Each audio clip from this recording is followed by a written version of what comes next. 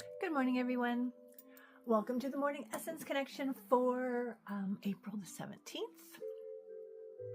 I missed yesterday. I think every once in a while we need a bit of a breather. Actually, in truth, yesterday was a bit of a weird one. Internet was like in and out. They're just odd things that were going on, and so took a bit of a breather. So we're here today on the last day of, week 4, cycle 3. So sort of anchoring in the reflection of the alchemical stage of separation.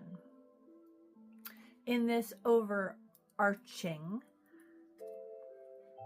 time of exploring who we are, the seed of the self, what empowerment means, what it feels to be in solid self-esteem, not wavering self-esteem or devastated esteem, that it is not there, that and I do feel that this is where, although the roots of shame certainly are resting in the earlier times, family of origin, sort of how we are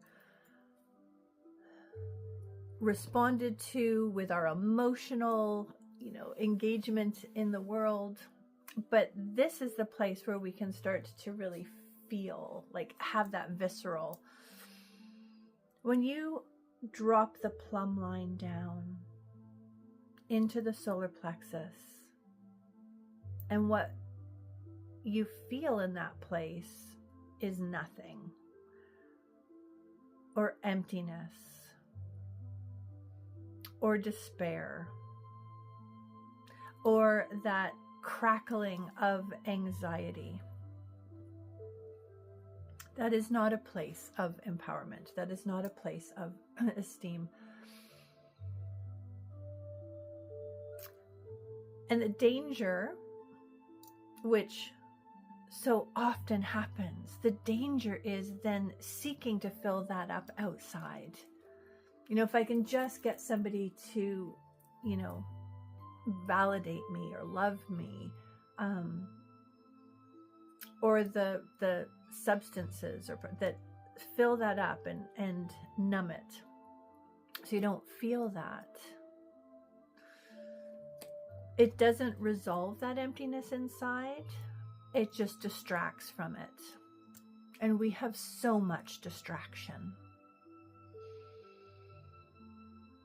As hard as it is, it's this sense that if I take the time to unplug and sit with myself and try to explore that space, try to fill that emptiness with something that actually feels like it has meaning for me, that aloneness can feel like it's the same as abandonment. If I'm alone, there's something wrong with me, instead of I am alone out of a choice for solitude. Hermit card, right? Because I need to tune my ear to something which is higher vibration, or a truer note, or a more sustained reflection than the transitory that I see out there. Separation, alchemically, is not about isolation. It's about delineation. I'm not separating myself from you, but I am identifying for myself what is me, so that I can truly be with you. So this is the card that I pulled. So, full disclosure, I just started with the same way. It's interesting. What just happened seems to be a reflection of the card. I held it up and then the video stopped. So this is I'll have to cobble the two together. There was what was said. There was a stop, a hard stop, a no further, and then this part. But interestingly, this card is about threshold guardians. Now, this deck, Mystagogus, is focused towards magical practice and the elements that support, guide, perhaps sometimes restrict magical practice in a very specific, I guess, a very detailed approach. But it's interesting because looking at it perhaps more psycho-spiritually than magically, we've had demon, which is that guide of self, and then we have the threshold guardians. So there's almost like the inner, and then there are those who hold the barrier, the space.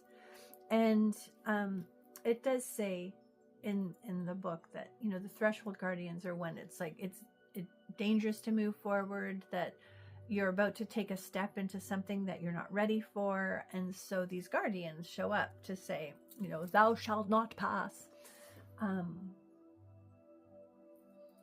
But there is that aspect in the psyche as well.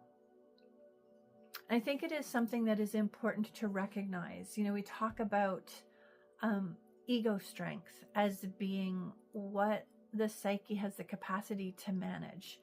And part of the reason why things are kept in the shadow is because we haven't, like, our psyche knows that we haven't got the tools readily at hand to be able to navigate or process oh gosh, that just got really loud. Material that we need to, you know, we need to walk before we run, we need to crawl before we walk. And the psyche is, you know, the psyche is infinitely wise, although it can sometimes feel like it is confounding. And so we need to respect when somebody's like, I'm not ready to go there yet. Sometimes you can push just a little bit, you know, even with ourselves, like, I don't want to look at that. Okay, let's just probe it a little bit, like, you know, a loose tooth. If it's like, no, it was really painful, then okay, leave it. There's other work that needs to be done before we're able to look at that. And so it feels like these threshold guardians are those places within ourselves as well, that let us know that, you know, we need to focus on something else for the time being. There's something within ourselves that we need to develop. Maybe there's relationships, there's a guardian there as well, that, you know, every time I go here, it doesn't feel very good. So the guardians are like, yeah, well, that's because you're not supposed to go there. It's time to make a different choice. We tend not to like being told no. And yet sometimes it is exactly that stop that we need, because there is something else. There's something within. There is something above in the ether that is requiring our attention or our presence to be able to fully land. So just respect the no, much as we may not like it sometimes. And there's somebody I'm thinking of as I say that. So deep breath in, follow that plumb line down, Be aware of how you feel in your torso, how full and centered it feels, or how empty and perhaps untethered it feels. And if it feels empty and untethered, the threshold guardians would say it is time to spend time with you. Find that solid ground within. So, blessings to you today.